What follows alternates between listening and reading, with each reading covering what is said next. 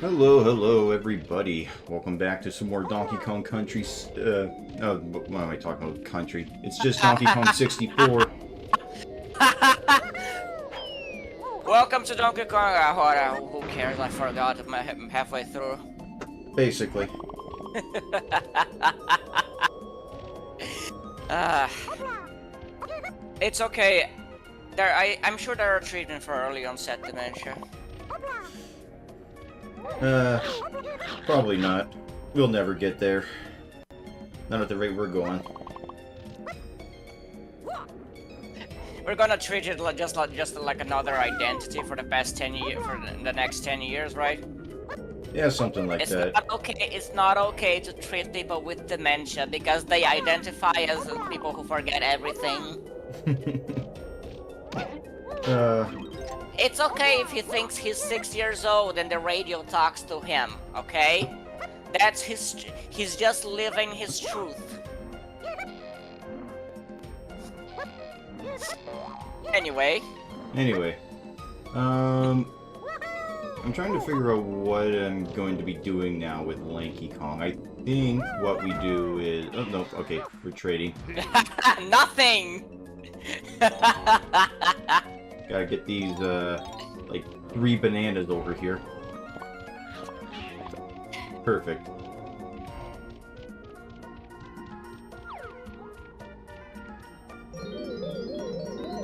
And we're gonna get one of my favorite songs in this game.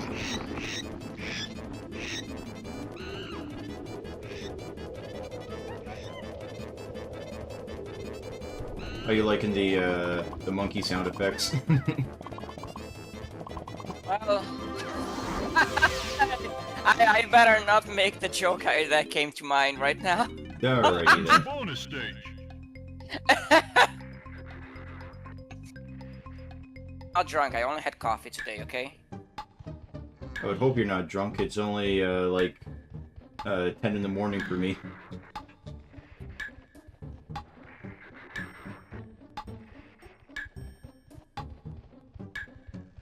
Anyway, it took me a long time to realize why it is that these, alligators are making those weird noises. And it turns out they're just security guards, and it's, the sound effect is them talking on their walkie-talkies.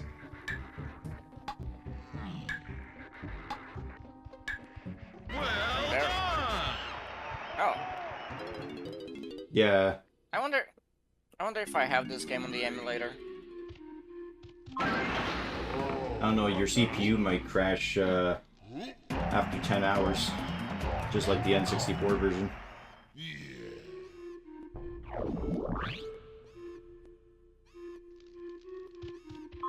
Do you like the look of 64 graphics on an emulator? I remember... Well, I'm old enough to remember that back in the early 2000s when emulators were first becoming more prominent, the N64 emulators that were released were absolute dog shit. To the point where the colors for like skyboxes and shit were not even remotely close to the what they were in game. Like I remember a lot of people would review like Superman 64, and on the emulators back then, the sky was pink as opposed to in game where it's like a greenish gray. Which, granted, isn't much better, but still. It is funny though. I do find it very, like, whenever I play a game like from the PlayStation or the 64 on the emulator, I find the early 3D graphics very charming. Yeah. You know, the sharp edges. Because we didn't get that like back in the day when you played on TVs. That was very heavily pixelated.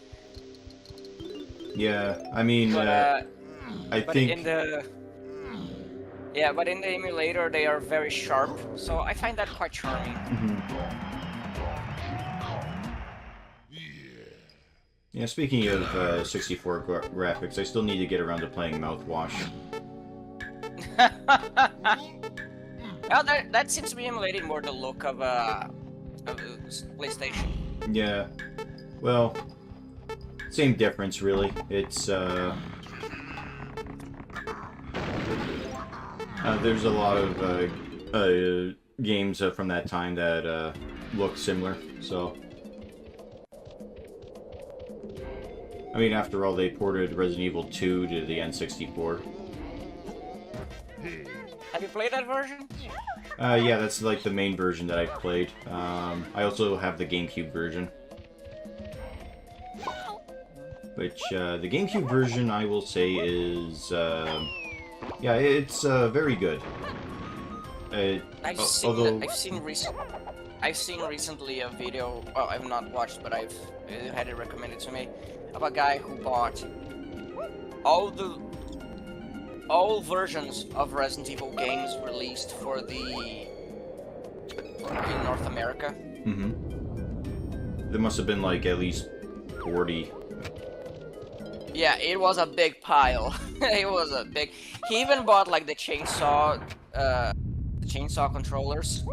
Oh, which nice. I Which is like imagine were impossible not to use. Yeah, I imagine they were not very pleasant to play with.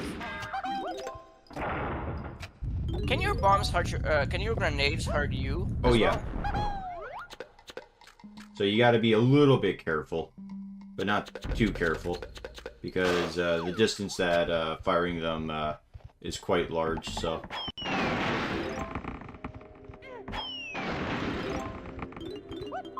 And speaking of Resident Evil 4, I recorded a bunch of footage for Mercenaries. And what else was there? Oh yeah, we're also going through the Resident Evil 4 remake, which is fun, though disappointing, if that makes any sense. Yeah, I mean, it's not like it wasn't expected that they would shove it full of retarded modern design. Yeah. It's not just the no retard left behind issue. It's the pointless waiting that has absolutely no need to even be present in the game. It only exists to waste players' time. And I guess because modern developers are just sheep who just do what is the trend in the industry, regardless of whether or not it's a trend people even like. Yeah, because let's be honest, who even enjoys the forced walking while listening to some characters spout nonsense in your ear? Who likes having to wait, like having to hold a button to interact with an item in the game? Yeah. It's only there because other people are doing, and I guess the modern brand of game developer is too much of a coward to point out that it's awful, and nobody likes it. Well, I think it's more of the idea that a lot of the stuff gets funded by the bigwigs and all that, and they don't really understand much of anything. So they just say, "Oh, this game was popular. Just do everything they're doing." You know, hence why there was like a billion God of War games back in the late 2000s, early 2010s. And ironically, not a single one now. It's like I'm sure there's people still clamoring for new games with the style of gameplay of old God of War. But yeah, because not even new God of War is God of War. Yeah, but nobody wants to do it because they all want to do new God of War, which is basically The Last of Us with a different painting.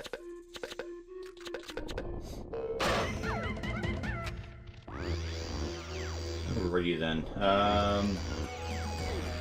I don't know if we got everything for Diddy. I wasn't really paying that close attention. And unfortunately, I'm not pausing to double check. Oh well.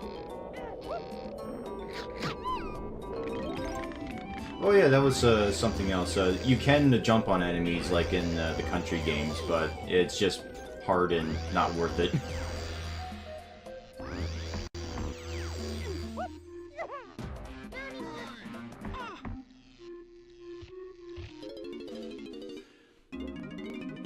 Alright, Cranky.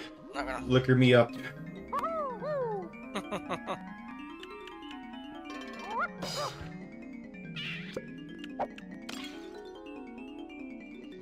Oh, we get the orangutan here. Alright, awesome. Yeah, I mean, as early as possible, as you should be, not gonna lie. That's one of the abilities that, like, after Mario and Banjo-Kazooie, that's one of the skills that people are gonna want as early as possible for a platformer like this. Yeah. But no, I was kind of expecting it to be level 3. What the hell is going on here? The sand is acting as lava, so. Yeah, but like it looked like you just slide it off the platform. Yeah. Game's a little slippery. Does Lanky have like banana peels attached to his feet? I mean, he's just a clown like character, so. Yeah. I mean, is he one of those characters that has very slippery walking pattern? You know, like Luigi in Super Mario 2?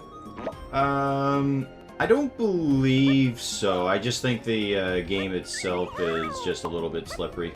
That's all. God damn it. I hate these vines so much. I don't know why I'm so bad. I don't remember having this much trouble as a kid with them. Oh, goodness gracious.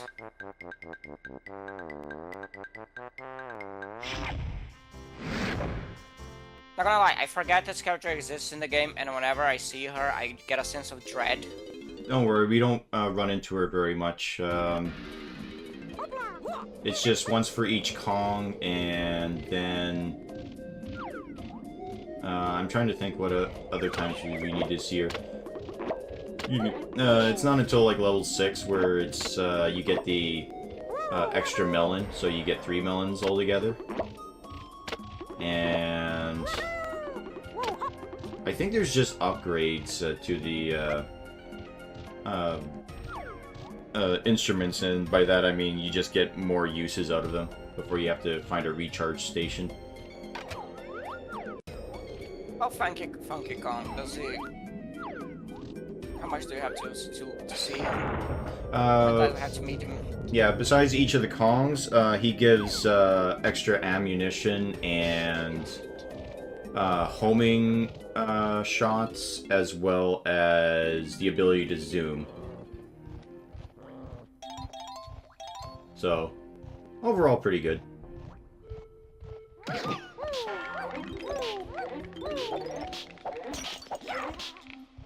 And, you know, I was just thinking of Funky Kong and, like, the one game, like, Tropical Freeze version, where it's, like, now with Funky mode. What does he do? That's what I was wondering. I was like, what does he do? Like, what makes Funky mode so funky? Like, I figured you just play as Funky Kong. No, I haven't. It's one of those I should really do so, because I heard that the return games were fucking amazing, but... I think it was done after, but like, after the talent left Retro Studios. What are you talking about? Metroid Prime 4 is a masterpiece. It speaks to the modern audience. According to millennial writers, it's a masterpiece. And the fact that the main character honestly... looks the most unappealing dickwad in existence. He's basically a Redditor. Yeah. I'm honestly wondering if they do this out of spite. Because, like, everyone detests this kind of writing.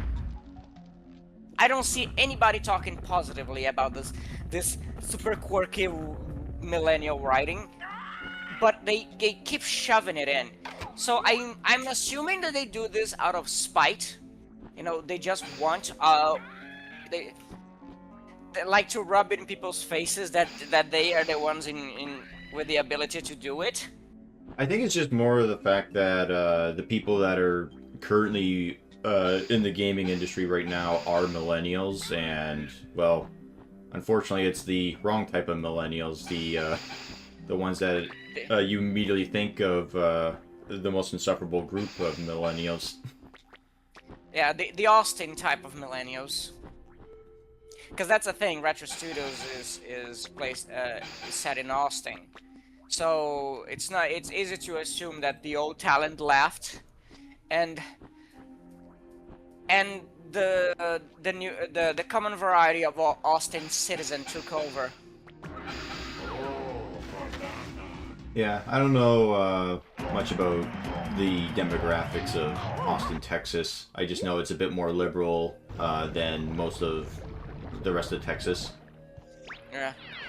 Austin is basically the place that the rest of Texas likes to pretend doesn't exist. Okay, fair enough.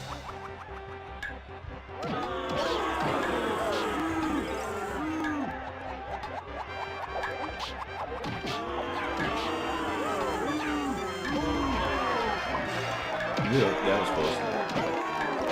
Alright, I guess I shouldn't be fucking around. Just do this boringly as possible.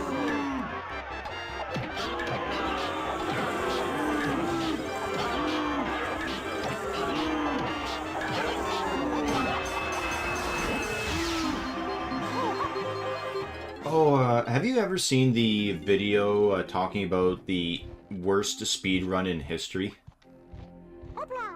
No. Oh, it's a pretty funny, but there was a guy back in the early 2000s who was a really good GoldenEye, not Let's Player, but a speedrunner. And he decided to take a crack at a different game, and it just so happened to be Donkey Kong 64. And the speed run is 11 hours long. And it's segmented because that's how recording was back then. Yeah, and that's when I realized, oh yeah, whoops, I forgot to get the Diddy's Golden Banana. But anyway, so it's segmented. And How long is just a regular playthrough of Donkey Kong 64? I think my recording of this took me roughly 8 hours, I think. But again, this is like me half knowing what I'm doing at the moment, you know? I'm sure if you played this for like a first time, just looking around, trying to figure out things out, it would take a little bit longer. Because I was thinking, for example, of like the earliest speed runs of Donkey Kong 64, and I'm thinking like there was the one from Vodava, and who did it in 4 hours, and that is like early in the 2000s, you know? Yeah, like back in the early days of speed running, you know, they're basically just fast walkthroughs, essentially, not just like trying to find exploits and shit. Yeah.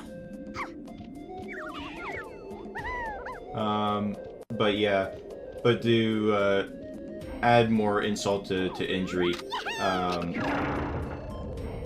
the guy doing the Donkey Kong speedrun, he was actually horrible at the game. Like, he was constantly missing jumps and all that, and he would have long pauses of him just like standing around doing nothing. So people suspected that he was looking at a guide, and he still had no idea what he was doing.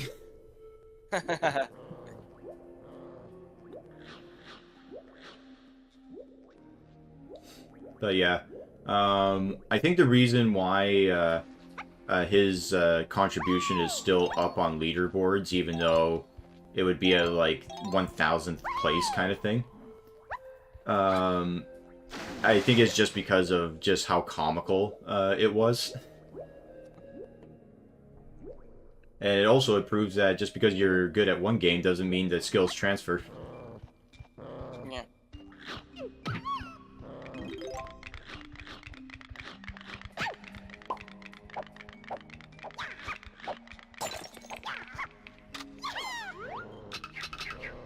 There's a long one, eh? What's a long one? The video. Yeah. Yeah, I tried to keep it, towards that half hour, but I think it just got to be a bit too, it was hard to find a good point to segment it, you know?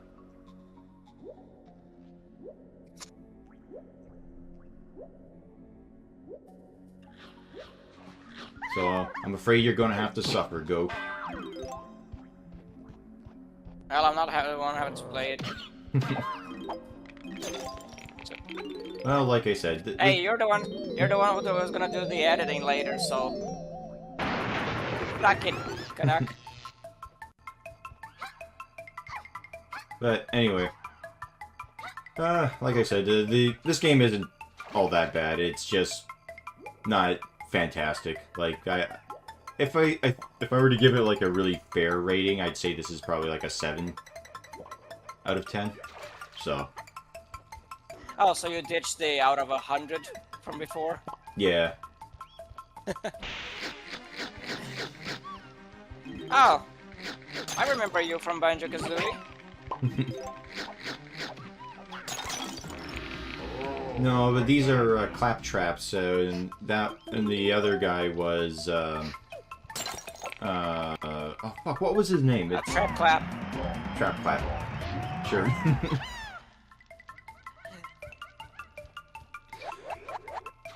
I think it was Cromp or Crumble. It was something like that. Oh, I can't remember his name now. Oh, feels bad. So, Quest for Glory 5. Nah, I haven't gotten to it yet. Have you gotten around to Noita? Have you done? Are you done with Noita? For the time being, it is a lot of fun. I do enjoy that game, but I want to learn a bit more context about it, like stuff that could help me play the game a bit better. Because, like I said, I didn't realize there was an eating mechanic for the longest time, and you kept dying of hunger. Well, there's no dying of hunger. Like, you can go the whole game without eating. It's just that one of the It's just that they keep power-ups... shoving pictures of scrawny African children on the screen to you. No, what it is that you can get rid of pools of water by drinking it. And one of the strategies for that game before an update was you could just drink entire, like, lakes, essentially, without consequence. And what they added was a belly meter. So the more you eat, the more it fills. And the more that it fills, like, if you get to 100%, your movement gets slow. And I think if you get to, like, 200 or 300%, you just instantly explode.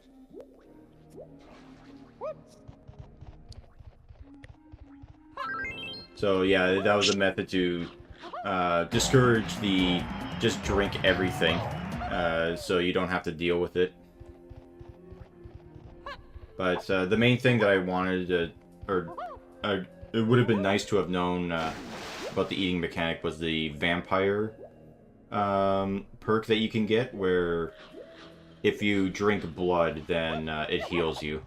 And it's like, yeah, that would have been nice to have known.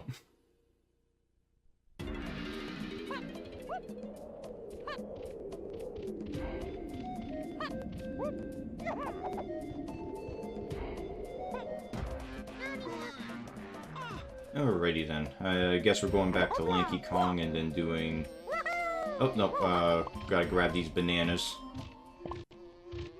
Oh yeah, there was another speedrunning thing that was interesting for this game. For the longest time, people who were doing 100% runs, and I'm talking full 100% runs, like collecting every single coin, even though the coins are just used to buy things. You don't need to collect every single one. There was, for the longest time, people thought that the world record for getting all of them was completed.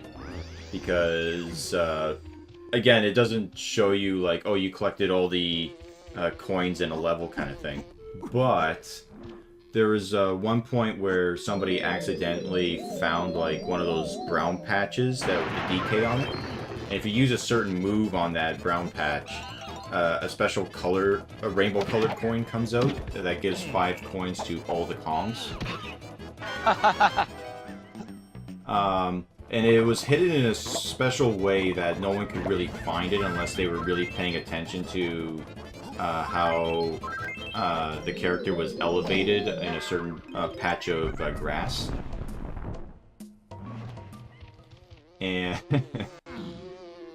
because of that, when someone found it, it basically made every single 100% run that people did null and void. So everyone had to redo it all over again, except now go for that one hidden brown patch. And yeah, the brown patch is the one, like, right there. So, I just checked it out, and Donkey Kong 64 speedrun 100. It's actually not 100, it's 101%. Mm-hmm. The glitchless version is 6 hours and 30 minutes. Yeah, that sounds about right. And then there is like a... And then there is a nearly 3-hour-long video from Bismuth about the history of that speedrun. So yeah, I guess one day when we're not into one day when you're not in the mood for movie night, we can go Watch the entire extended Lord of the Rings trilogy. Yes. all 12 hours of it. Let's do it, Sam. What else are you gonna do?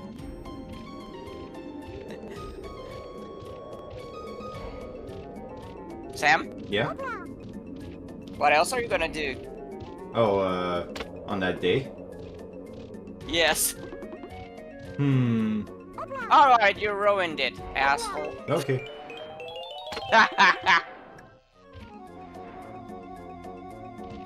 I was trying to set you up for a joke, but you just ruined it.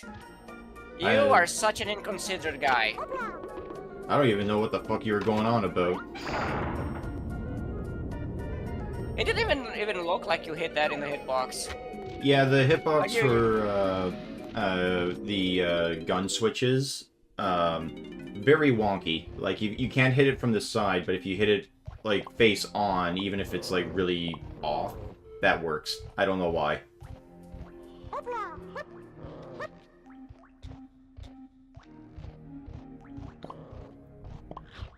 Well, it's better than the hitbox. It's better perhaps than like...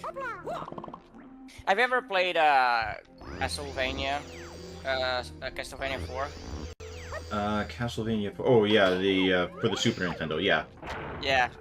I remember some of the hitboxes and the spikes were really nasty.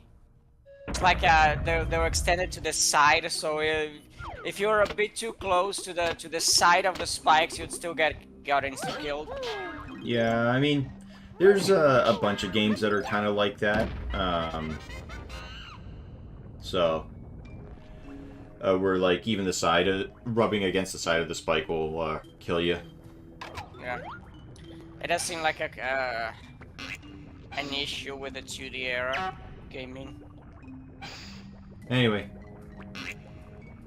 Time to play, Match the Monkey Noises.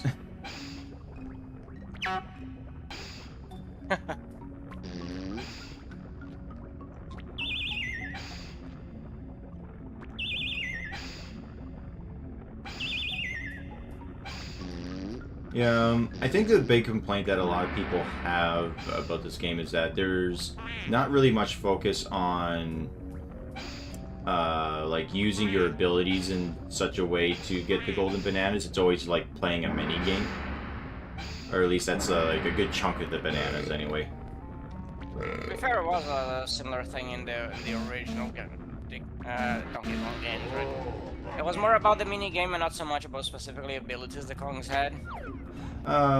Well, the bonus rooms, you would have to use their abilities in the bonus rooms, but even then it was just like, there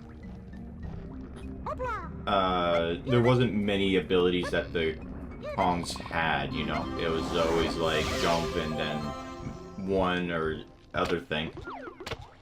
Well, to be fair, in those games it was expected that because you would have most likely have either of the Kongs at your side, so it was.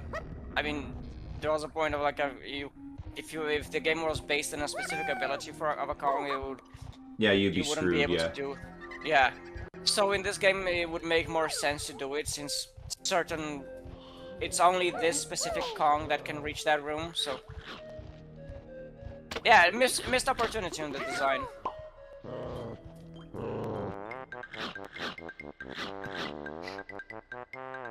Yeah, which is strange because the training areas that were at like the very beginning of the game for Cranky Kong, like those worked. Like I didn't mind that as like bonus rooms, but the mini games are. I think there's only 20 different types, and you repeat them a lot. Like I would say at least 3 times each. Which is unfortunate. Welcome to bonus stage. Anyway. So basically this is keep the plate spinning, and we do that by firing melons at the snakes when they're hungry.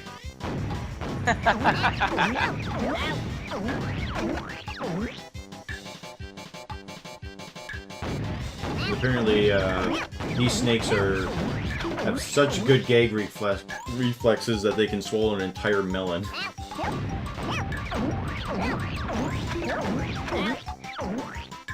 Oh, snakes can. Some of them can swallow cows. Yeah, I guess, but I don't know. I think firing a melon out of a cannon into a snake's mouth, that it's not going to end well.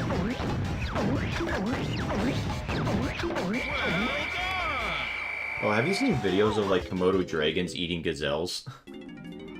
Oh yes. Yeah. Pretty vicious.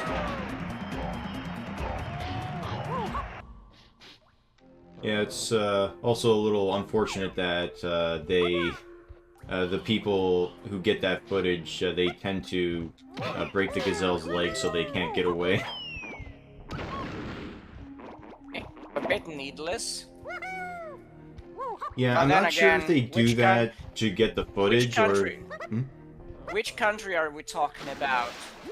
Because I think that says a lot. They're from Indonesia, right? Yeah, probably. I know that Indonesia is not very on the up and up when it comes to animal rights or animal anything. Or like the morality of how to treat animals. Yeah. No. Which is interesting because I know that the Urban Rescue Ranch is trying to open up a rescue farm in Indonesia, which is interesting. And when he showed some footage of like his trip over there, just to see like what the just how bad it is, like for some of the illegal animal sellers there. He found out like pretty much instantly, like yeah, it's pretty fucking atrocious. I don't know if you recall, that was like a few years ago, that incident where, I think it was last year even, that incident where like a woman from Brazil died because she fell into a volcano. It wasn't an actual like a pool of lava volcano. No, she didn't fall straight up into lava, but like she fell down a pretty big height and died. And well, within a day, it seems like half of Brazil had become experts in rescue saving operations. Yeah, just fill the volcano with dirt until she can climb her way out. Come on. Yeah, but like it was pretty funny because like they were complaining like they were complaining was supposed to have like how the rescue operations were delayed because of climate. It's like these people were really incompetent. First of all, it's Indonesia. They most likely are. But second, you have any idea how difficult a rescue operation is? You can just jump from a rope and just tie a person to your belt and just climb up again. You retard. Well, even if they had like a helicopter, like how they get people out of like crevices in the mountains or whatever, I'm sure that the smoke and the carbon monoxide would be held to try and get a helicopter in there.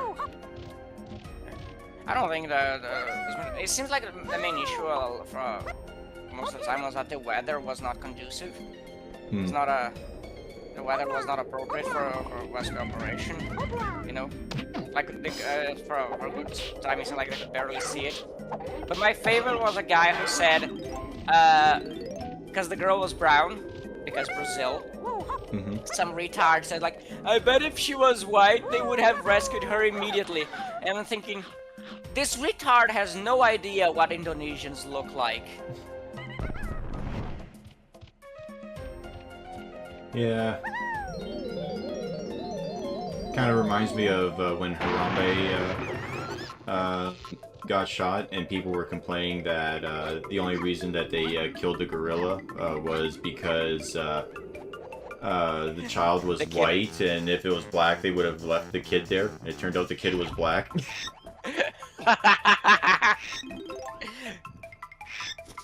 Yeah. But I was thinking, like, this idiot has never seen the Raid movies, I believe. Have you seen the Raid movies? No, I heard they're very good though. They're awesome. Oh my goodness, some of the best fight sequences ever made. Yeah. Oh, I think I cut out the little dialogue that we have with this guy because this took me a few tries. And you were sick of listening to it? Of reading it? This beetle race, we have to race him twice. Once for here and then once in another level. And both times are fucking horrible. I hate this fucking beetle. I wish he would get fucking thrown in a volcano. Like, Jesus shit. Basically, what's wrong with it is that it's one of those you have to collect the coins and have a certain number and win first place. But the beetle, if he touches you, then it knocks coins out of you, and you can't really hit the beetle as well. So, and not only that, but the beetle moves really fast, and you have to take these really sharp fucking corners all the time. It's annoying. And you can't just pull out your gun and shoot the beetle? No.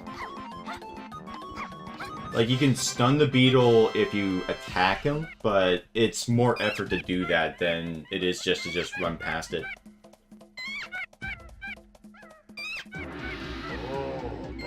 Oh, and that's not even getting into the whole, the annoying sound that he makes if he wins the race.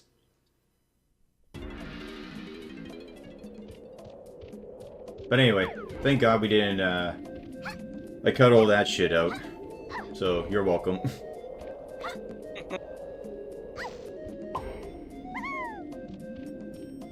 Stop jumping in the sand! I like the sand. It's coarse and gets everywhere. I had an itch in my bum, but then with the sand, it's over. Exactly. Now I have a rash in my bum.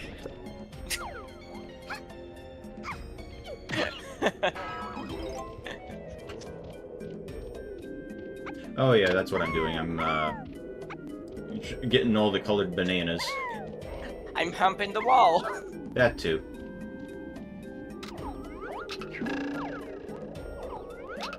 Yeah, see, like, you can't hit it from the side, you have to hit it on the face. Which technically makes sense, but at the same time, it's like, come the fuck on, man.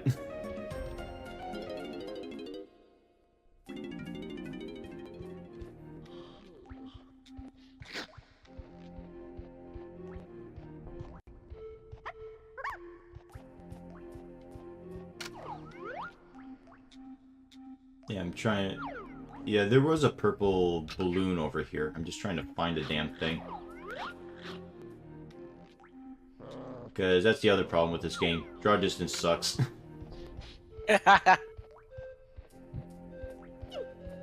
was the general issue for the 64 games. Yeah. I'm thinking about like the design of games like Ocarina, for example. If you remember, Hyrule Field was a lot of the like how you have the different elevations in Hyrule Field, and I'm thinking to myself, maybe that was a way of dealing with draw distance. So you would Possibly, they would yeah. have us, yeah, you would be walking, like there would be a certain elevation at a point in the field, and after as you approach, they would load the the features, the level features past the elevation, so you wouldn't notice the things popping up, perhaps. Yeah, maybe. It sounds like that's kind of how games like Red Dead Redemption 2 do it, because there's technically no loading screens when you're in the overworld. It's just you can just run from one side of the map to the other. It's only if you fast travel there's a loading screen.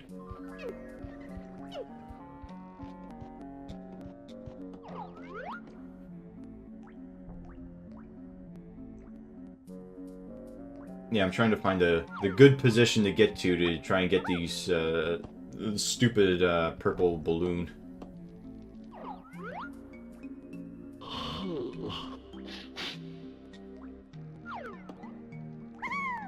It's kind of there amusing it to is. say, like, to think of all the design, like the design trickery of old games. Yeah, like how the original Silent Hill, it Exactly. has god-awful draw distance, but they use that as basically a feature of the game. And it actually made it better.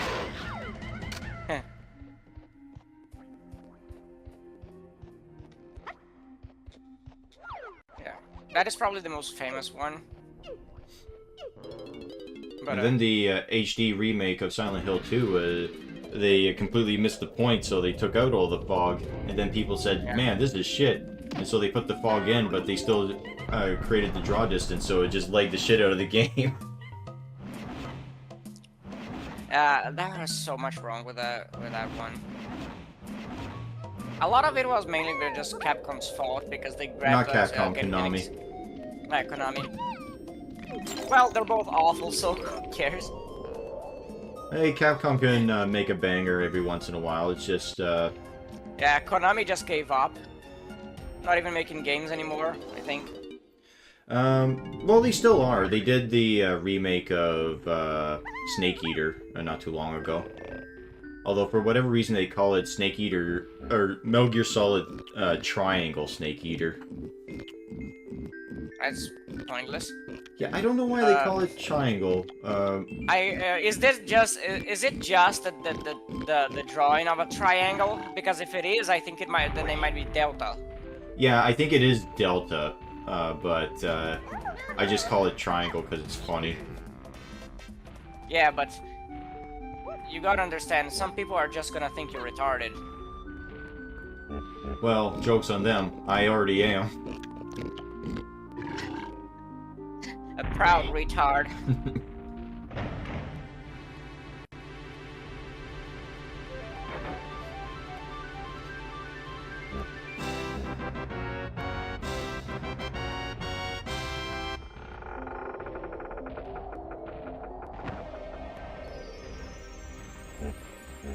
And from here we will... this is actually a pretty fun boss fight. I do enjoy this one. Mostly because of the music, though.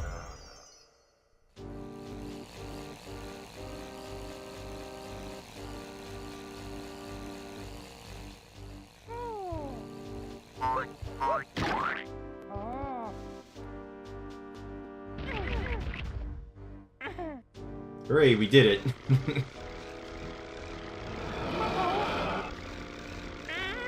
That does not look like a dragonfly. Well, that's the joke. It's a dragon that's a dragonfly.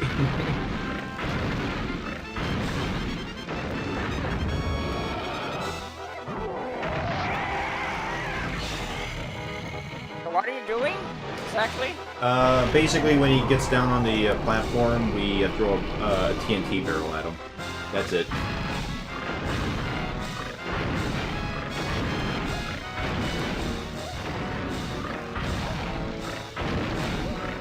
Yeah, it's not until, well, the Mad Jack is a pretty good boss fight. There's a lot more going on there. Yeah, no, it's just that I can't see what's going on. Oh, okay, fair enough. Yeah, I don't know how it is on your side of the screen, but like, I cannot see the barrel. Yeah, the ground is pretty dark, I will admit. At least the fireballs lighted up, though. It is a good question, Roll. Why is there like a TNT barrel on the arena in the first place? Well, how else are we gonna kill the boss? Oh, yeah, it's bullshit.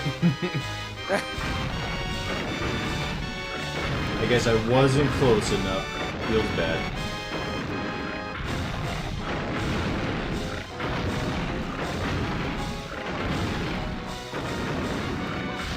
I'm trying to think of some of the other boss fights. The second armadillo fight is good, and the second dragonfly fight is also good. Does it go by the rule of 3? Yes. Yeah. At least the first few bosses are. That seems to be the supreme rule of Nintendo games. Well, 3 is a good number because it's enough to signify a pattern, but short enough that it doesn't overstay its welcome.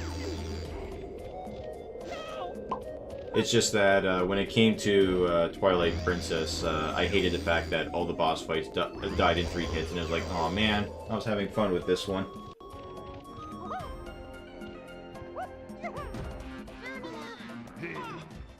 Like the skeleton dragon. That would have been great if that took more than 3 hits, but no. It's usually that one or the dragon who are like the dragon in sky, sitting in the sky that is everyone's favorite. Oh yeah, because you have to like hook shot around. Yeah. Yeah. That's not my favorite though, actually. How about you? Which one is your favorite? The final fight with Ganon.